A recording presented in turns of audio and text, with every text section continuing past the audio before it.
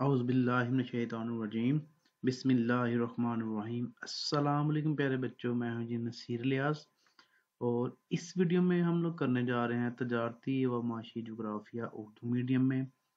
और आज इसका हमारे पास सेकंड चैप्टर है, बाब नंबर 2 है माहीगिरी। माहीगिरी के जितने भी आपको क्वेश्चन पेपर में आ सकते हैं वो आपके लिए बना दिए गए हैं, आपने इन्हीं को याद करना और आपका माहीगिरी वाला जो टॉपिक है वो तैयार हो जाएगा इंशाल्लाह। बिल्कुल थोड़े से सवाल हैं, ये वो सवाल हैं जो कई दफ़ा पेपर में आ चुके हैं। इससे पहले चैप्टर नंबर 1 की वीडियो ऑलरेडी अपलोड कर दी गई है, तो अगर आपने अभी तक वो नहीं देखी तो उसको भी देख लें। चैनल को अगर सब्सक्राइब नहीं किया हो तो चैनल को सब्सक्राइब कर लें, इसका बेल आइकन ऑन कर लें ताकि नेक्स्ट जितनी भी वीडियोस आएँ उसके नोटिफिकेशन आपको मिल जाए और कोई भी वीडियो आपकी मिस ना हो जाए। तो आइए इसको शुरू करते हैं। पहला जो शॉर्ट क्वेश्चन है, ये जो शॉर्ट क्वेश्चन है ये पास पेपर्स दे के और जो कई दफ़ा इनके सवालात पेपर में आ चुके हैं वो बनाए गए हैं आपके लिए, और इसको आसान से आसान बनाया गया ताकि आप इसको आसानी से याद भी कर लें। तो पहला शॉर्ट क्वेश्चन है हमारे पास, माहीगिरी से क्या मुराद है। इसका जवाब होगा हमारे पास दरियाओं, समंदरों और तालाबों से मछलियां पकड़ने को माहीगिरी कहते हैं। मतलब कि मछलियां पकड़नी है, जहां से मर्जी पकड़ लें, तो उनके नाम लिख दें कि इन जगहों से मछलियां पकड़ने को माहीगिरी कहते हैं। माहीगिरी किस किस्म की मुआशी सरगर्मी है। माहीगिरी इंसान की कदीम मुआशी सरगर्मी है। इनके बहुत पुरानी कह सकते हैं कि ये मुआशी सरगर्मी है। तो शुरू में यानी कि जो है लोगों ने कोई पेशा इख्तियार किया, ज़राअत और माहीगिरी वगैरह, तो ये बहुत पुरानी है। इसका ताल्लुक इब्तदाई मुआशी सरगर्मियों से है। सवाल नंबर 3, मछलियों की ग़िज़ाई अहमियत बयान करें। ये बड़ा अहम आपका शॉर्ट क्वेश्चन है। नंबर 3 जो है काफ़ी दफ़ा पेपर में आ चुका है। मछलियाँ प्रोटीन, विटामिन्स और मादनियात की फराहमी का सस्ता और आसान ज़रिया है। मछली के तेल से वाफिर मिकदार में विटामिन ए और डी की कमी को पूरा किया जाता है। ग़िज़ाई मछलियों की इकसाम बयान करें। ग़िज़ाई मछलियाँ वो मछलियाँ होती हैं जिनको हम खा सकते हैं। तो ग़िज़ाई मछलियों की मदरजा ज़ैल इकसाम है: गहरे पानी की मछलियाँ, कम गहरे पानी की मछलियाँ, एनाड्रोमोस मछलियाँ, ताज़ा पानी की मछलियाँ। ये 4 किस्म की मछलियाँ हैं जो हम खा सकते हैं, जो खाने के काबिल हैं। उसके बाद सवाल नंबर 5 है हमारे पास, मछली की बुनियादी खुराक क्या है या प्लांक्टन से क्या मुराद है। ये सवाल भी इंतहाई अहम है और ये मतलब कि बाकी सारे भी अहम है, लेकिन जो सबसे ज़्यादा दफ़ा आया होगा वो भी मैं आपको बता दूंगा। ये प्लांक्टन वाला भी काफ़ी दफ़ा आपको आ चुका है। प्लांक्टन मछलियों की बुनियादी खुराक है जो मादनियात और छोटे छोटे समंदरी नबातात पर मुश्तमिल होती है। मछलियों की अफजाइश के लिए वाफिर मिकदार में प्लांक्टन की दस्तयाबी बहुत ज़रूरी है, क्योंकि ये प्लांक्टन जो है ना, ये मछलियों की खुराक है। मछलियाँ यही खा के जिंदा रहती हैं समंदर के अंदर।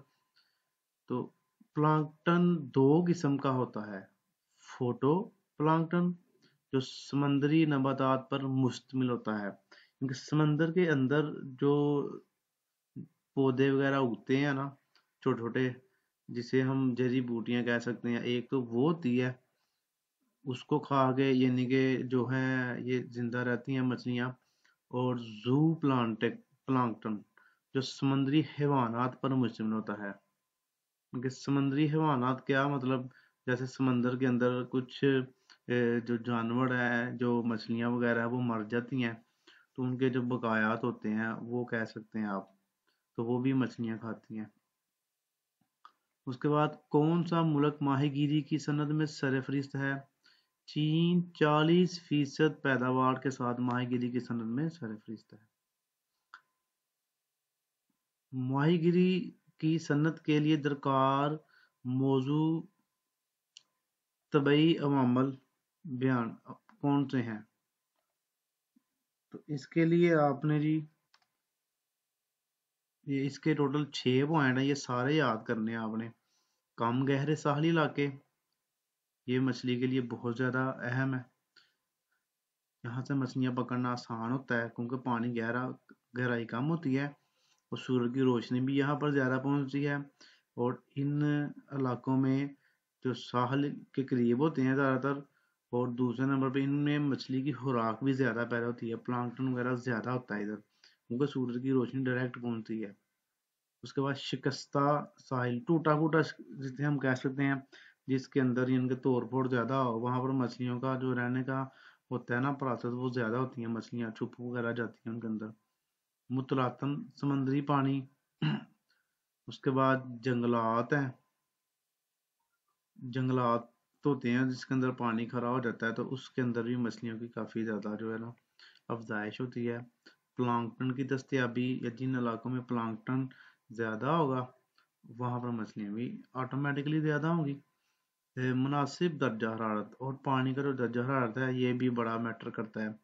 کچھ پانی جو مچھلیاں ٹھنڈے پانی میں رہ سکتی ہیں وہ گرم میں نہیں آ سکتی، اور جو گرم والی ہے وہ ٹھنڈے میں نہیں رہ سکتی، وہ کچھ درمیانے میں درجے کی مچھلیاں ہوتی ہیں۔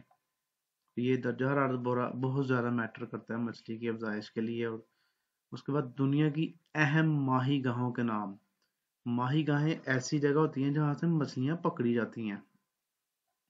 دنیا میں پیداوار اور تجارت کے لحاظ سے 6 بڑی اہم ماہی گاہیں ہیں، یہ کویسچن بھی آپ کا بہت زیادہ امپورٹنٹ ہے۔ دنیا میں پیداوار اور تجارت کے لحاظ سے 6 بڑی اہم ماہی گاہیں ہیں۔ شمالی مغربی بحر الکاہل، شمالی مشرقی بحر الکاہل، یہ الکاہل لکھ دیا ہوا ہے، اس کو الکاہل کر لیتے ہیں۔